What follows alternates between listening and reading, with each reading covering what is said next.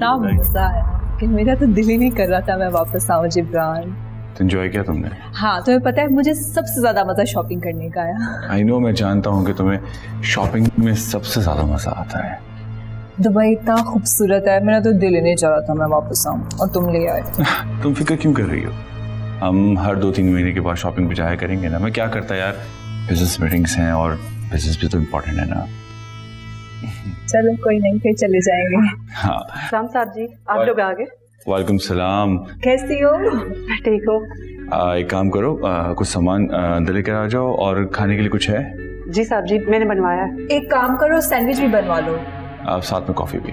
ठीक साहब। चलें?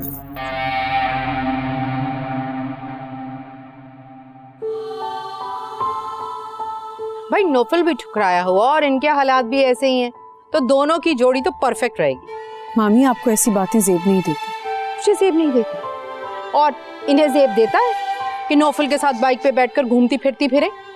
शर्म है भी कोई चीज होती है कि नहीं? अरे लिहाज ही कर लेते, कजन का मंगेतर था वो। मामी को क्या हो गया है? आजकल उन्हें मेरी हर बात बुरी लग रही है। पहले तो ऐसी नहीं थी, पहले भी ऐसा ही था। फर्क सिर्फ इतना है कि पहले वो रुशना के साथ मुकाबले की वजह से मुझ पे तंज करती थी और अब नौफिल का नाम जोड़ने लगी है। मगर मैं इस बात को इतना सीरियस क्यों ले रही हूँ? ना ही मैं ऐसी हूँ और ना ही नौफिल। हमारे ज़मीर बिल्कुल साफ है, तो फिर मुझे इस टेंशन की क्या ज़रूरत है? मैंने तुम्हारी मोहब्बत को दिल की गहराइयों में दफन कर रखा है नौफिल। खुद पे भी जाहिर करने से डरती हूँ, तो फिर किसी और को क्या मालूम होगा। लेकिन फिर भी मामी ने इतनी बड़ी तोहमत लगा दी मुझ पे। उनके लहजे की काट ने मेरे दिल को जख्मी कर दिया है, तो फिर उन्हें तुम्हारी क्यों फिक्र है? बहुत बदकिस्मत है रुशना, चंद कांच के टुकड़ों के लिए हीरे जैसा दिल रखने वाले शख्स को छोड़ दिया।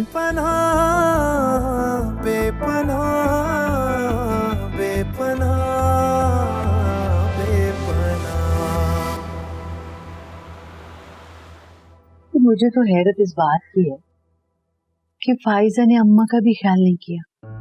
उनके सामने ही वो फातिमा को बुरा भला कहती रही और फिर अम्मा से भी बदतमीजी की। वैसे फुप्पो तो बहुत नरम मिजाज की है, सबके काम बहुत खुशी से करती हैं। उनको इस तरह की बात नहीं करनी चाहिए थी फुप्पो से। मैंने तो हमेशा फातिमा को किचन में देखा या फिर अम्मा की खिदमत करते हुए, कभी भी उसकी जबान से शिकायत का एक लफ्ज नहीं सुना। लेकिन फाइजा को तो घर की जिम्मेदारियों से कोई वास्ता ही नहीं है, बस जबान चलती है उसकी। और जबान भी ऐसी चलती है कि क्या बताऊं। फातिमा पे इतने अजीब अजीब इल्जामात लगाए। कैसा इल्जाम? कह रही थी कि रुशना के जाने से तो आप लोगों को फायदा हुआ है, अब राज करना मेरी बेटी तो इस घर में सबको खटकती। लेकिन वो तो अपनी मर्जी से गई है ना, उसे किसी ने नहीं भेजा, तो फिर ये इल्जाम कैसे लगा सकते हैं वो लोग? सही कह रही हैं। कल को भी उल्टी सीधी सुना दी गुल को आंटी ने। मेरे साथ आराम से बैठी हुई थी, आ गई अचानक और कहने लगी कि तुम्हें क्या जरूरत थी नौफल के साथ यूनिवर्सिटी जाने की बाइक पे बैठ के? कुछ तो ख्याल करती, तुम्हारी कजिन का मंगेतर है। हाँ, मुझे बताया था नौफल ने कि वो उसको यूनिवर्सिटी ड्रॉप करके आया। लेकिन फाइजा एतराज करने वाली कौन होती है?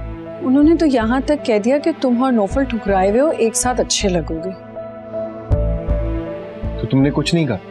तुम्हें जवाब देना चाहिए था आगे से। अरे बेटा, वैसी घटिया बातों को क्या जवाब देती? बजाय इसके कि अपनी बेटी के करतूतों पे वो शर्मिंदा हो, उल्टा अकड़ अकड़ के बात कर रही है सबसे।